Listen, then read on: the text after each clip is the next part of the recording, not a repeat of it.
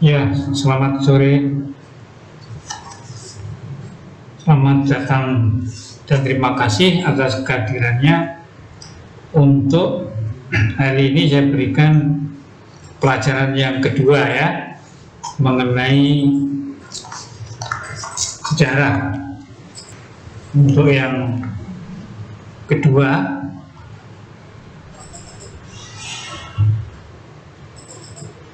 yaitu cara berpikir sinkronik di dalam mempelajari sejarah.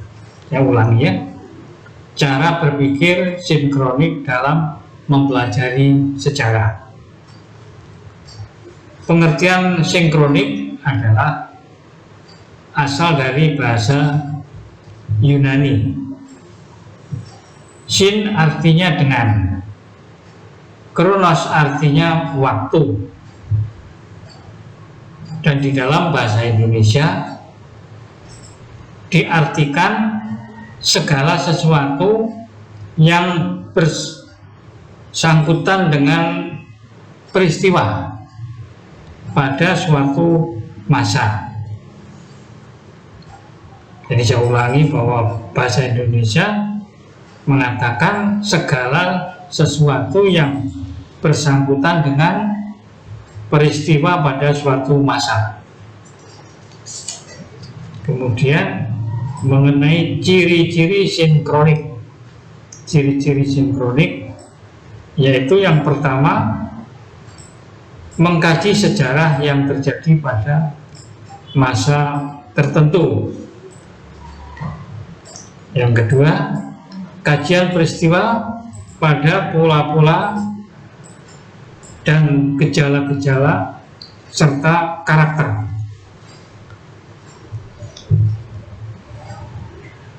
Kemudian yang ketiga, bersifat horizontal. Kemudian yang keempat, tidak ada konsep perbandingan. Kemudian yang kelima, cakupan kajian lebih sempit dari diakronik. Saya ulangi, cakupan kajian lebih sempit dari diakronik. Kemudian yang keenam, kajian secara sistematis. Kemudian yang ketujuh, kajian yang mendalam. Jadi tadi saya sebutkan ciri-ciri sinkronik itu ada 7 ya. Tadi saya ulangi supaya saudara bisa tahu dan apa. Ciri-ciri sinkronik pertama mengenai mengkaji sejarah yang terjadi pada masa tertentu. Kemudian yang kedua, kajian peristiwa pada pola-pola, gejala dan karakter. Yang ketiga, bersifat horizontal. Yang keempat, tidak ada konsep perbandingan.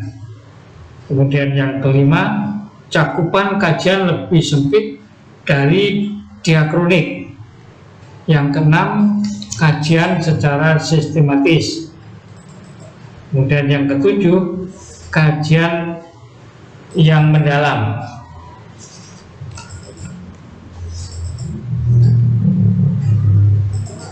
Jadi sinkronik dalam sejarah adalah kajian pada penelitian gejala-gejala yang lebih luas dari peristiwa, tetapi dengan waktu sangat terbatas. Jadi saya ulangi lagi supaya saudara apa. Jadi sinkronik dalam sejarah adalah kajian pada penelitian, yaitu gejala-gejala yang lebih luas dari peristiwa, tetapi dengan waktu yang terbatas. Untuk memudahkan, kita berikan suatu contoh yang nampak jelas ya. Sejarawan ingin menyusun sejarah perekonomian pada bangsa Indonesia sewaktu zaman Jepang. Saya ulangi contohnya ya. Sejarawan ingin menyusun sejarah perekonomian pada bangsa Indonesia sewaktu zaman Jepang. Jadi contoh di sini maksudnya adalah bahwa ahli sejarah ya, mereka yang sudah memahami, mengkaji dan mempelajari sejarah sudah cukup lama ya, juga ingin menyusun sejarah perekonomian pada bangsa Indonesia sewaktu zaman Jepang. Artinya untuk membedakan juga sewaktu zaman Belanda dan yang sampai sekarang merdeka ya, itu dalam apa, pengolahan ya. Jadi yang penting di sini bahwa ahli sejarah atau sejarawan ingin menyusun sejarah perekonomian pada bangsa Indonesia sewaktu zaman Jepang, itu memang sangat-sangat apa, memprihatinkan ya. Beda dengan sekarang. Kalau zaman sekarang perekonomian sudah mulai baik ya, meskipun banyak apa tantangan, tapi sudah mulai baik dibandingkan zaman Jepang maupun zaman Belanda ya. Jadi menurut sejarahnya memang selama zaman penjajahan itu boleh dikatakan bahwa perekonomian di Indonesia ya belum bisa apa terkendali seperti sekarang. Karena kan sekarang zaman merdeka. Kalau zaman penjajahan baik Belanda Jepang berbeda ya. Itu adalah contoh-contoh di dalam kehidupan agar kita bisa apa mengerti dan memahaminya.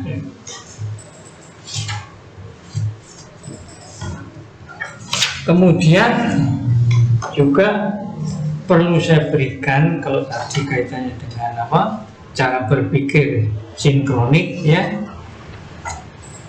Selanjutnya kalau ini kita masukkan E ya, karena di dalam kita memberikan apa penomoran itu ABCD ya. Konsep perubahan dan keberlanjutan pada masa sejarah.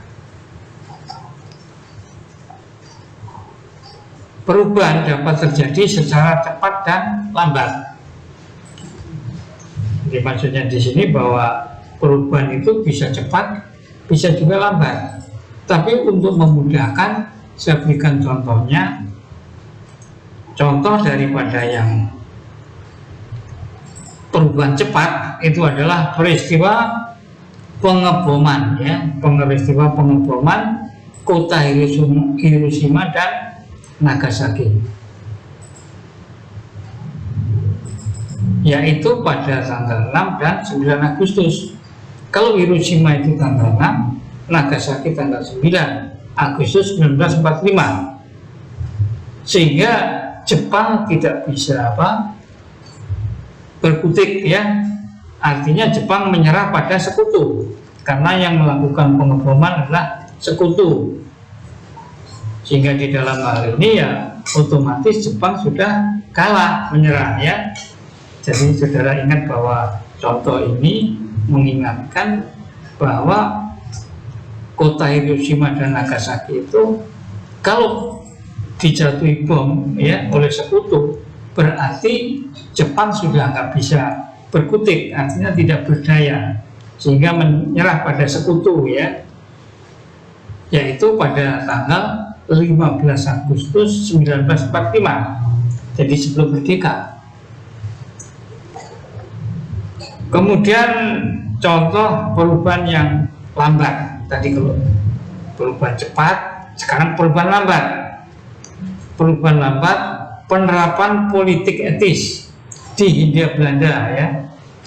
Penerapan politik etis di Hindia Belanda mendorong kebangkitan nasional pada awal abad ke-20 ya. Jadi di dalam contoh perubahan Lamborghini bahwa adanya politik etis di Hindia Belanda yang sifatnya mendorong kebangkitan nasional pada abad ke-20. Jadi maksudnya di sini nggak bisa cepat ya. Jadi lambat ya dalam pengertian ini sampai bisa memahami, mengerti ya, karena kajian dari penerapan politik etis itu nggak gampang ya, kalau apa tapi belum tentu dalam pelaksanaannya ya.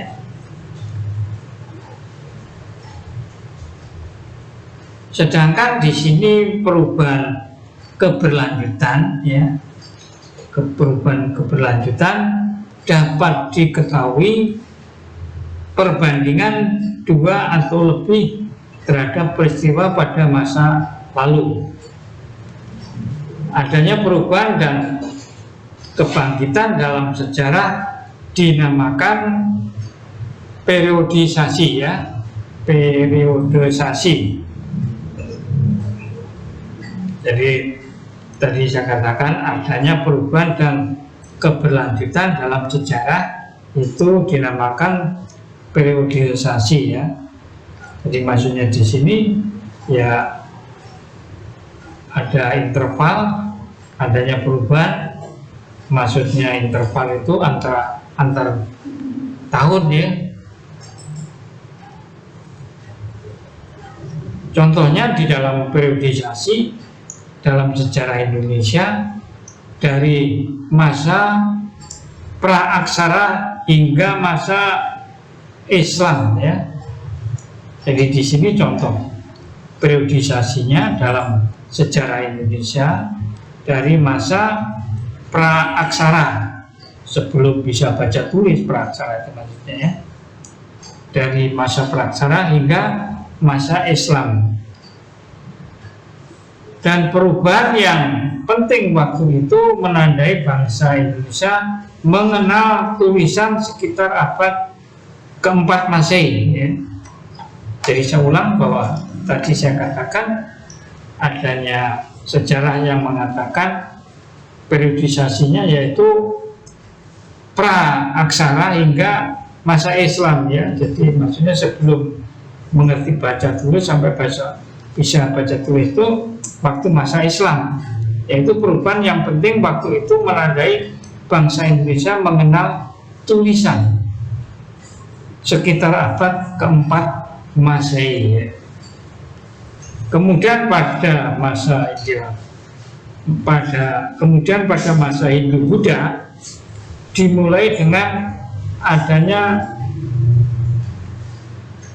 kerajaan-kerajaan di Hindu-Buddha ya. Jadi pada masa Hindu-Buddha dimulai dengan adanya kerajaan-kerajaan di Hindu-Buddha. Kemudian selanjutnya digantikan masa Islam dengan adanya kerajaan-kerajaan Islam. Jadi ganti di dalam sejarah, karena memang di Indonesia itu agama itu masuknya dari luar itu mulai bertahap ya. Jadi kalau dari Hindu-Buddha tadi juga berkaitan dengan sejarah kerajaannya ya. Kemudian Islam pun juga begitu ya. Kemudian digantikan masa Islam itu juga ada kerajaan-kerajaan Islam. Nah itu tadi dari pelajaran yang kedua ya. Kemudian saya berikan tugas atau soal kuis ya, yang perlu saudara jawab, saudara uraikan dengan sebaik-baiknya ya. Yang pertama, jelaskan cara berpikir sinkronik dalam sejarah ya. Jelaskan cara berpikir sinkronik dalam sejarah. Satu ya. Kemudian dua, jelaskan perubahan dan keberlanjutan dalam masa sejarah. Kemudian yang ketiga, apa yang dimaksud periode periodisasi. Jelaskan. Saya ulangi ya. Ada 3 nomor ya. Soal atau tugas yang saudara kerjakan. Pertama, jelaskan cara berpikir sinkronik di dalam sejarah. Kemudian yang kedua, jelaskan perubahan dan keberlanjutan di dalam masa sejarah. Yang ketiga, apa yang dimaksud periodisasi? Apa yang dimaksud periodisasi? Jelaskan. Udah ya, 3 nomor cukup ya. Ya, selamat mempelajari dan mengerjakan soal.